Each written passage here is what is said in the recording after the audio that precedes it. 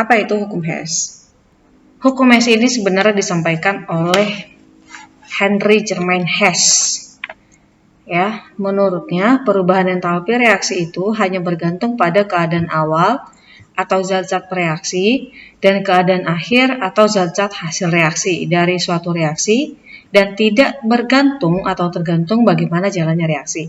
Jadi di sini hanya fokusnya ke awal dan akhir saja, tidak tergantung pada prosesnya.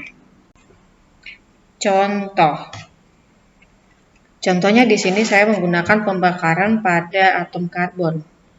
Ya, di sini reaksi pembakaran pada karbon dalam satu tahap itu adalah seperti ini. C bereaksi dengan oksigen menghasilkan CO2. Nah, reaksi ini tidak selalu berhasil. Jadi ketika C dibakar tidak selalu menghasilkan CO2 gitu. Kadang ketika C dibakar itu malah menghasilkan CO, ya kan? Nah, saat dia menghasilkan CO, sedangkan target kita itu kan di sini kan harus menghasilkan CO2.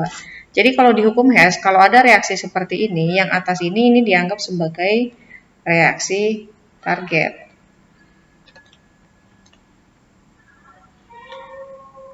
Jadi artinya ya, pembakaran karbon itu kalau tidak menghasilkan gas karbon dioksida, maka kita harus mengusahakan semaksimal mungkin bagaimana caranya supaya reaksi ini dapat menghasilkan CO2. Maka kita coba langkah yang kedua atau tahap yang kedua. Tahap keduanya itu gas karbon monoksida di sini ya yang sudah dihasilkan dari tahap 1 itu kita reaksikan ulang, barulah kemudian menghasilkan gas karbon dioksida. Nah, setelah itu perhatikan reaksi tahap 1 dan tahap 2 ini masih belum sama dengan reaksi target. Untuk mendapatkan hasil yang sama dengan reaksi target, maka kita harus menjumlahkan reaksi tahap 1 dengan tahap 2. Nah, untuk menjumlahkannya itu, kita harus memperhatikan dulu unsur ataupun senyawa yang sama dengan posisi yang berbeda. Nah, yang pertama, kita lihat di sini ada unsur CO, maksudnya senyawa CO. CO itu posisinya ada di sebelah kiri dalam arti sebelum tanda panah. Kemudian satunya lagi ada posisinya di sebelah kanan atau setelah tanda panah. Nah, kalau kita menemukan unsur ataupun senyawa yang modelnya seperti ini dengan jumlah dan fase zat yang sama, maka unsur atau molekul ini kita coret. Jadi di sini CO-nya kita hilangkan. Ya, kita coret. Kemudian kalau kita menemukan unsur ataupun senyawa yang jenisnya sama, fasenya sama, dan posisinya sama, ruasnya sama-sama ada di ruas kiri ataupun sama-sama ada di ruas kanan kalau di kanan. Hanya saja kebetulan di sini ada di ruas kiri yaitu oksigen, maka yang sama ini kita jumlahkan. Lalu kalau kita jumlahkan ini berarti setengah oksigen ditambah dengan setengah oksigen menjadi 1 oksigen atau di sini menjadi O2.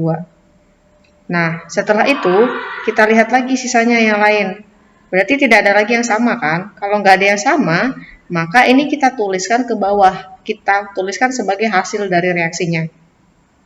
Berarti ini C-nya kita turunkan ke bawah, ini menjadi C plus. Kemudian ini O2-nya sudah kita dapatkan dari atas ini. Tanda panah menghasilkan CO2. Ya. Jadi penulisannya itu adalah si yang di kiri dulu, yang di kanan baru di kanan. Jadi kalau ada senyawa lain di sebelum tanda panah, maka kita tulis unsur-unsur ataupun senyawa yang sebelum tanda panah, baru kemudian kita tulis unsur-unsur atau senyawa setelah tanda panah. Nah, setelah itu ini kita cek hasil akhirnya.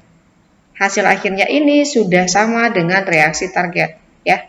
Sudah sama dengan reaksi target, yaitu C plus O2 menjadi CO2.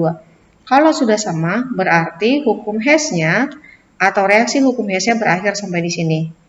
Nah, kemudian yang terakhir adalah kita menentukan nilai entalpinya.